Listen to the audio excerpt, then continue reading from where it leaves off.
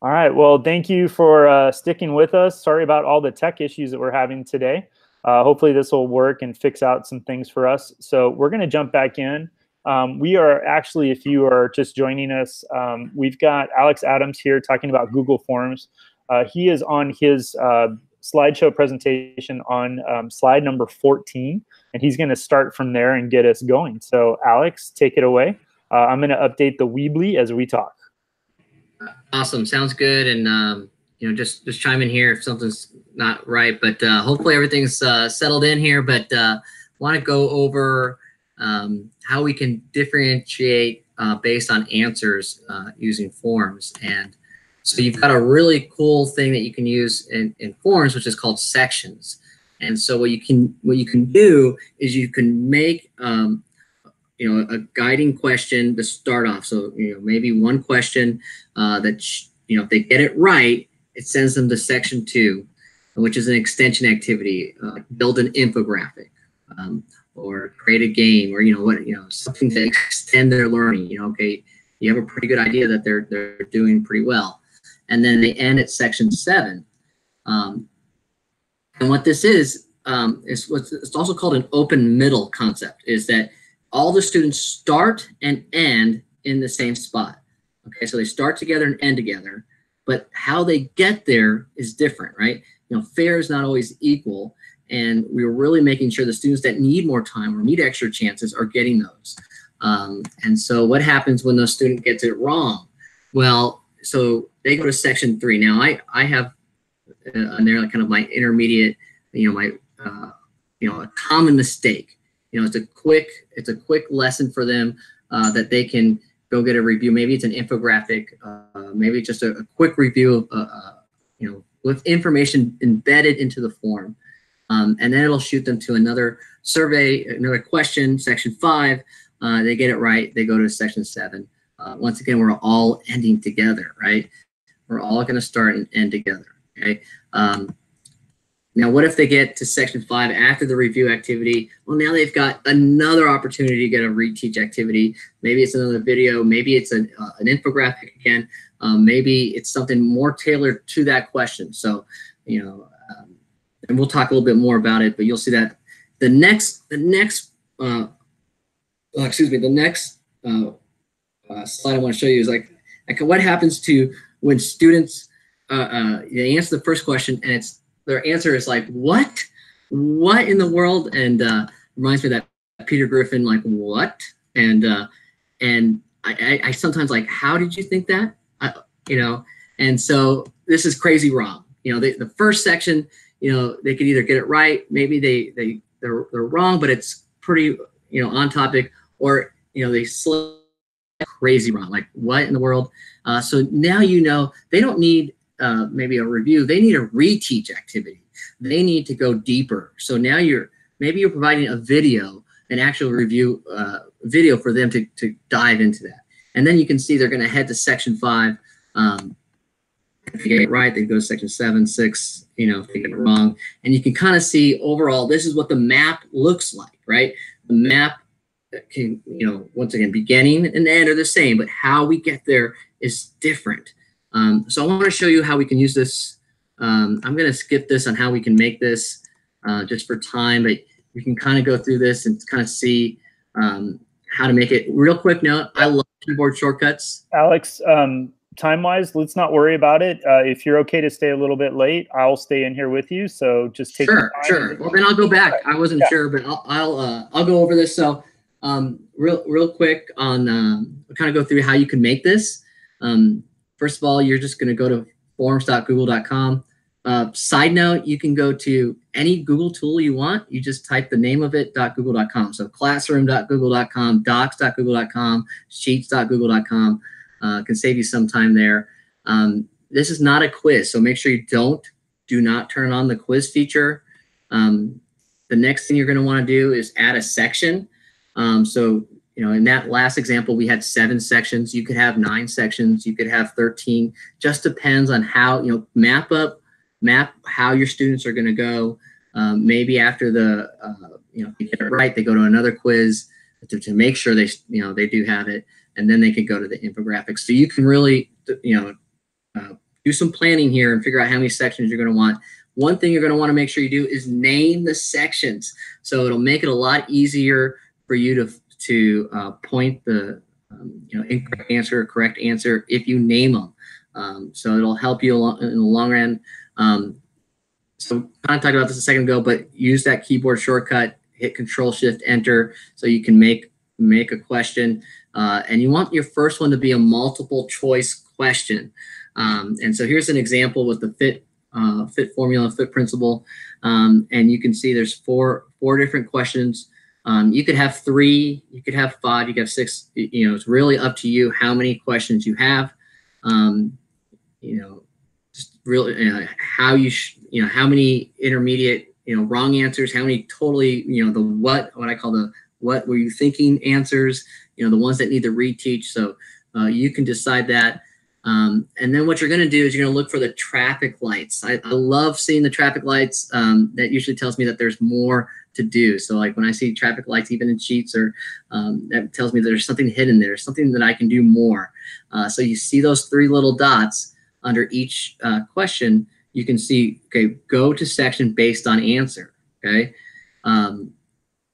Some people, side note, like to put a description too. So, turn to page, I teach high school math, so sometimes I'll have like the learning objective or the standard next to each question. So you can really align and students can see, oh, that's right, this is this unit. Okay. So you can see here how this question here, this is kind of my beginning level. This is okay. This is going to send them to section 2. This is these 2 questions. I'm right. It's wrong, but it's somewhat, you could kind of see where maybe they were confused. So they're just going to have a review activity. You can see these are the names that I have for the section. Here's the correct answer, jogging and swimming for 20 minutes. And it's going to shoot them to section 8, which was create an infographic. And so you can see here, we're differentiating through our answers. How they answer, they're getting the correct feedback and correct instruction that they need to be successful. So I kind of want to dive into this a little bit here. Let's see. Matt, can you guys still see my screen here? Yeah, I can still see it. Look good. Yeah, okay. So this is an example that I made here. You can put your name here. I'm just going to kind of walk through this here. So if I click this here, which is the incorrect answer, it's just going to shoot me to a review activity. And here there's an infographic to review. Okay, so this is class, I'd be kind of absorbing that. I love infographics. It's a lot easier than just typing it, right? Than just reading that information out. And so then now there's another check, right? And if I were to get this right, it would shoot me, I think, to the review section. But if I go back here, say I get this wrong, now I have another, okay, you need to review, you're not ready yet. And now this review activity has to do more with intensity, since the question wasn't about fit necessarily. It was one of the concepts, but it was about the eye, about the intensity. So here you've got a video review embedded right into forms where they can get some review for them. And so a lot of different things we can do with this. I really just, for me, it's fun. The kids seem to really enjoy this. You can do this with younger age kids. I would use pictures. So, I would put here for my first question, not the fit principle, obviously, but maybe which body position is symmetrical and have different pictures. And so you could use this, I think even down to lower elementary age kids. Let me see here. Let's go back here. One thing, this is very time consuming and it might seem tedious, and you're saying, Coach, man, this is, I don't have the time. I have 300 students. I have, RTI is a thing in Tennessee that seems to be the vein of everyone's existence. But it's like, we don't have time to make something like this. Well, luckily you don't have to. First of all, you've got that form that you can use. Alice Keeler has add-on you can use where how many branches you want, and it'll automatically create a form for you. side note on Alice Keeler, she has a whole bunch of great resources to use for Google, just for teaching. She wrote, 50 ways to use Google Classroom, ditch that homework. I really recommend her blog and her resources. She's coded a whole bunch of extensions to use that I think you might find helpful and useful. But you can see the link there at our website, and if you want to use that, you can. I really like this one from MaryEllen West. She's got a really cool template to use that I find a little bit more friendly, depending on how you want to do. But you can see here in the template, just want to show you something. You can see here, it's all ready for you. Okay, so what's your first question? Here's the wrong answer, correct answer, right? And so it's already set up for you. You just got to insert what you want. Okay, so something really easy, but two tools you can use for that. And once again, it's got, the students are getting what they need. Students that don't need the review, they can extend their learning. And students that need more practice, more time are getting that. And then you can group up students if you needed to. A lot of different ways I think you can use this tool. So the next thing I want to talk to you about is how we can differentiate based on score. So we've talked about how we can differentiate by feedback, how we can get feedback in forms, increase that feedback loop even. We talked about how we can differentiate by answers. Okay, so depending on what answer they choose, it'll shoot them to certain review activities. Now we're going to talk about how we can differentiate based on score. So one thing that is not really known that well about forms is add-ons. So forms has add-ons. There's not a lot like slides and docs and sheets, but they're starting to become more. There's one that I just found yesterday about QR code maker. So you make a form and it gives you a QR code. So how great is that? I don't know if anyone likes QR codes, but now I've got a QR code with my form that I can instantly have and share out and share. But there's another great add-on called Auto Mastery. And from MaryEllen West, you can check out our website. She's got a whole bunch of great resources too for forms in Google if you're interested in that. So I want to talk about this tool. Go ahead and I want to challenge you guys to a quiz here. Okay, I know it's Saturday, but a little quiz here. You can go to this bit.ly, click the link, Auto Mastery PE. Remember, A, M, and PE are capital. So how well do you know the components of fitness? So I'm just going to kind of quickly go through this here. Oh my goodness, I've waited. Yeah. So if I just go through here, I'm just kind of clicking here. So what will happen, okay, based on the score, okay, and I'm actually kind of curious, who can get a perfect 10? Anyone get a perfect 10?